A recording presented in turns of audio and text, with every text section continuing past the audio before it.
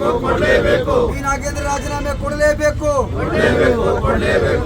ಭ್ರಷ್ಟ ಮಂತ್ರಿಗಳನ್ನು ಸಂಪುಟದಲ್ಲಿ ಇಟ್ಕೊಂಡ ಡಿ.ಕೆ. ಶಿವಕುಮಾರ್ ಅವರಿಗೆ, ಭ್ರಷ್ಟ ಮಂತ್ರಿಗಳನ್ನ ಸಚಿವ ಸಂಪುಟದಲ್ಲಿ ಇಟ್ಕೊಂಡಂತ ಡಿ.ಕೆ. ಶಿವಕುಮಾರ್ಗೆ. ಇವತ್ತು ನಾಗೇಂದ್ರ ಅವರು ಯಾವ ವಾಲ್ಮೀಕಿ ಜನಾಂಗಕ್ಕೆ, ಬಡ ಜನರಿಗೆ ಕಾರುಗಳು, ನಿರುದ್ಯೋಗಿ ಯುವಕರಿಗೆ ಕಾರುಗಳು ಕೊಡುವಂಥ ಇದು ಇರ್ಬೋದು, ವಾಲ್ಮೀಕಿ ಜನಾಂಗದ ರೈತರಿಗೆ ಅವರ ಹೊಲದಲ್ಲಿ ಬೋರ್ವೆಲ್ಗಳು ಹೊಡೆಯುವಂಥ ದುಡ್ಡು ಇರ್ಬೋದು, ಆ ದುಡ್ಡನ್ನು ಮೊದಲೆಲ್ಲ ಬ್ಲ್ಯಾಕ್ ಮನಿಯಲ್ಲಿ ಲೂಟಿ ಮಾಡ್ತಾಯಿದ್ರು.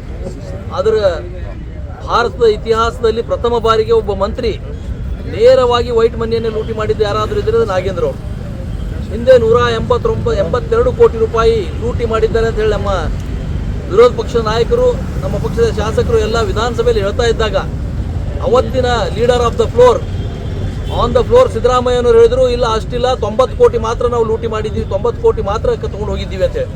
ಮತ್ತು ಆ ಹಣ ನೇರವಾಗಿ ಒಂದು 15 ಖಾತೆಗಳಿಗೆ ಹೋಗಿ ಅಲ್ಲಿಂದ ಬೇರೆ ಬೇರೆ ಕಡೆ ಹೈದರಾಬಾದ್ನಲ್ಲಿರುವಂಥ ಜ್ಯುವೆಲ್ಲರ್ಗಳಿಗೆ, ಹೈದರಾಬಾದ್ನಲ್ಲಿರುವಂಥ ಶರಾಯಿ ಅಂಗಡಿಗಳಿಗೆ ಹೋಗಿ ಅದು ಕಾಂಗ್ರೆಸ್ನ ಹೈಕಮಾಂಡ್ಗೆ ಮುಟ್ಟಿರೋದು ಇದು ಓಪನ್ ಸೀಕ್ರೆಟ್, ತಮ್ಮೆಲ್ಲ ಮಾಧ್ಯಮಗಳಲ್ಲಿಯೂ ಕೂಡ ಬಂದಿದೆ. ಅಂಥ ವ್ಯಕ್ತಿ ಈಗಾಗಲೇ ಒಂದು ಸಲ ಮಂತ್ರಿಗಿರಿಗೆ ರಾಜೀನಾಮೆ ಕೊಟ್ಟಿದ್ದಾರೆ. ಮಂತ್ರಿಗಿರಿಗೆ ರಾಜೀನಾಮೆ ಕೊಟ್ಟ ನಂತರ ಸರ್ಕಾರ ಕಣ್ಣೊರೆಸುವ ತಂತ್ರ ಮಾಡಿ SIT ರಚನೆ ಮಾಡಿ ಆ SITಯಲ್ಲಿ ಅವರು ನಿರ್ದೋಷಿ ಅಂತ ಹೇಳಿದರು. ಆದರೆ ಇವತ್ತು CBI ಎನ್ಕ್ವೈರಿಯಲ್ಲಿ ಆರೋಪಿ ನಂಬರ್ 1 ನಾಗೇಂದ್ರ ಅವರಿದ್ದಾರೆ. ಒಬ್ಬ ವ್ಯಕ್ತಿ, ಆ ನಿಗಮದ ಒಬ್ಬ ಅಧಿಕಾರಿ, ದಲಿತ ಅಧಿಕಾರಿ ಆತ್ಮಹತ್ಯೆ ಮಾಡಿಕೊಂಡಿದ್ದಾರೆ. ಹಾಗೂ ಕೋರ್ಟ್ ಕೂಡ ಅವರಿಗೆ ಬೆಂಗಳೂರು ಬಿಟ್ಟು ದೆಹಲಿಗೆ ಹೋಗಬಾರ್ದು ಅಂತ ಆದೇಶಿದ್ರು ಕೂಡ ಅವರು ದೆಹಲಿಗೆ ತೆರಳಿರೋದು, ಇವೆಲ್ಲವೂ ಕೂಡ ಅವರು ಕಾನೂನನ್ನು ಉಲ್ಲಂಘನೆ ಮಾಡಿ ಇವತ್ತು ರಾಜ್ಯ ಸರ್ಕಾರದಲ್ಲಿ ಅವರು ಕ್ಯಾಬಿನೆಟ್ ಮಂತ್ರಿ ಆಗಿರೋದು ಕರ್ನಾಟಕ ರಾಜ್ಯದ ರಾಜ್ಯದ ಜನತೆಯ ದುರ್ದೈವ. ಅದಕ್ಕೆ ಇವತ್ತು ನಮ್ಮ ರಾಜ್ಯಾಧ್ಯಕ್ಷರು ಸದನದ ಒಳಗಡೆ ಎಲ್ಲ ಶಾಸಕರು ಈ ವಿಷಯವನ್ನು ತೆಗೆದುಕೊಂಡು ಹೋರಾಟ ಮಾಡ್ತಾ ಇದ್ದಾರೆ.